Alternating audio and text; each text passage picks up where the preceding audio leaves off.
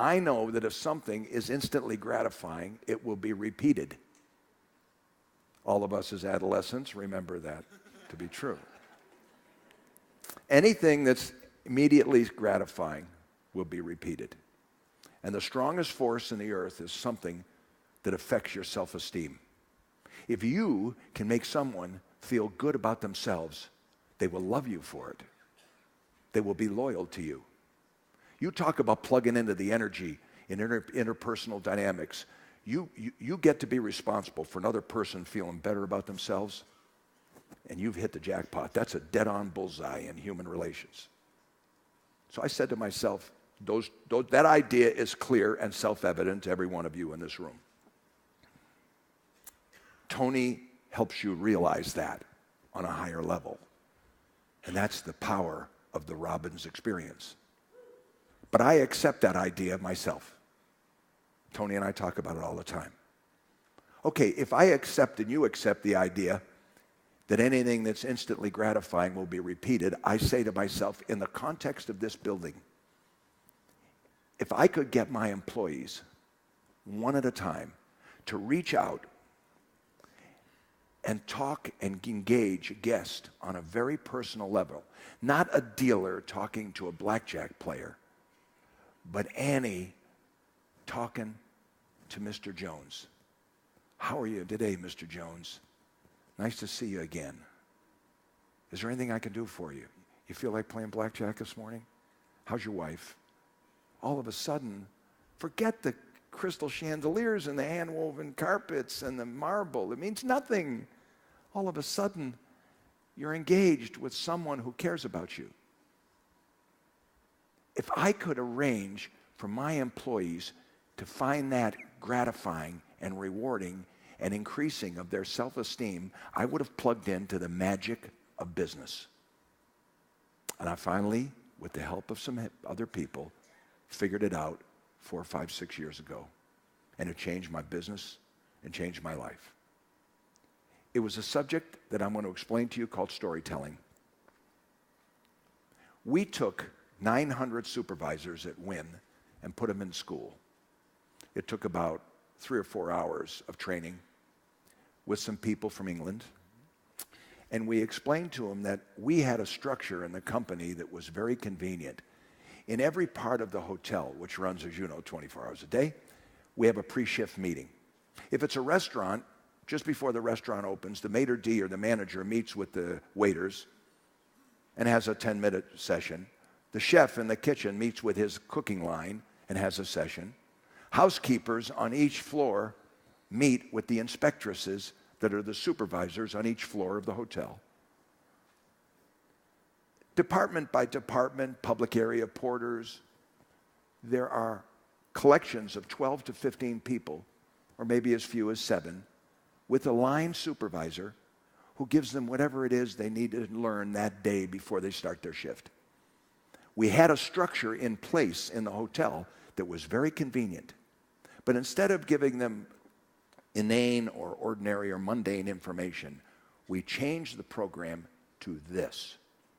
The supervisor said to the group of 8 or 10 or 12 people, has anybody got a story of something that happened yesterday or in the past week, special with a guest? And now I'm going to give you a true example. Bellman says to the bell captain, yeah, yesterday I checked in a man and his wife, older couple from California, and the bags came in, and I asked them to check and see if all the bags were there. And the woman let out a hoot. Oh my God, Herbie, I forgot the medicine bag. And that was a small hand case in which his medicine, he was a diabetic, and her medicine, they were in their 70s, were contained. Oh my God, Herbie, your insulin is in the bag. I left it on the front hall table when we got in the car. Oh my God, what are we going to do? We'll have to go back. I'll call the airport. Bellman tells the bell captain, I told him, just a minute, ma'am, where do you live? Pacific Palisades. Is there anybody at home at your house? Well, our housekeeper's there. I have a brother that lives in Encino. It's a Latino bellman. My brother, Hervé, lives in Encino.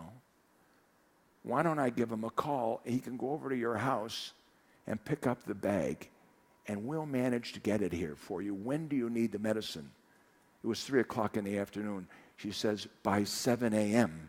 He says, don't you worry. If you can get that lady on the phone, tell her that Hervé Mendez is coming, and we'll get it here at 7 o'clock in the morning.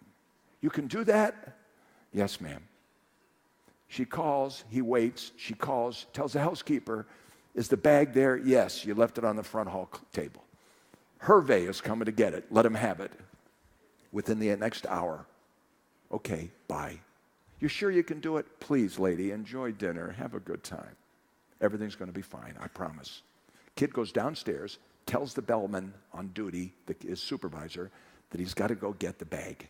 Jumps into his car, drives 5 hours to his brother's house, picks up the bag, turns around, and gets back to Las Vegas at 4 in the morning. Takes the bag to the bellman and says, make sure this gets to room 10 whatever it was. By 7 a.m., it's got the lady's medicine.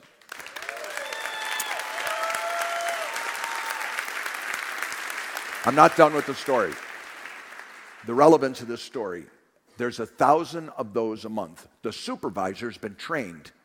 Everybody in the room says, wow, that's great, Mendez. We have an internet loop, a special internet thing in the hotel for the employees. And we have a sign shop, and we make signs for the back of the house. Immediately, a picture is taken of that bellman Mendez. His story is encapsulated in large print. We make paper signs, and we decorate the back of the house. We publish Mendez's picture and story on the internet, and it's all over the employees' staff dining room, and everybody is reading about this bellman who's now a local hero.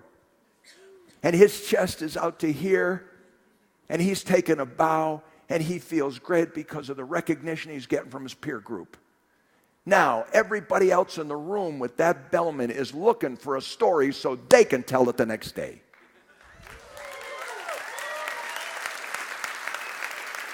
We found a key to making a single employee acting with a single guest instantly gratifying and increasing of their self-esteem. Now every employee in the hotel is looking for a story. The dealers are on their way down the hall to take a break at the staff dining room, and they see a lady and a man looking a little confused, and they walk over on break and say, you look like you're looking for something. Can I help you? And the lady says, well, we're looking for a meeting room called Lafitte. Oh, that's our ballroom. You're standing here by the B bar. You have to go down past Wing Lei, the Chinese restaurant. Wait a minute. Come on with me. I'll take you. And the dealer makes a detour for 5 minutes and takes this couple and shows them the Lafitte room. You think that hotel is ever going to be the same again to those two people or that lady and her husband with the insulin? Hell, screw the chandeliers and the hand-woven fabrics and the onyx and the marble. It means nothing. They're going to tell their friends what an incredible place my hotel is. We've taken storytelling 24 hours a day, 7 days a week, every day of the year, to a great discipline in our company, giving people recognition for doing the one thing that creates a franchise that's stronger than anything I know about. That applies to your business. You've got to find those ideas that lift your staff, make them feel great about themselves in the context of your business. You do that, and I tell you that the results will astound you. First an idea, and then a program. First an idea, and then a building. It works every time. Thank you.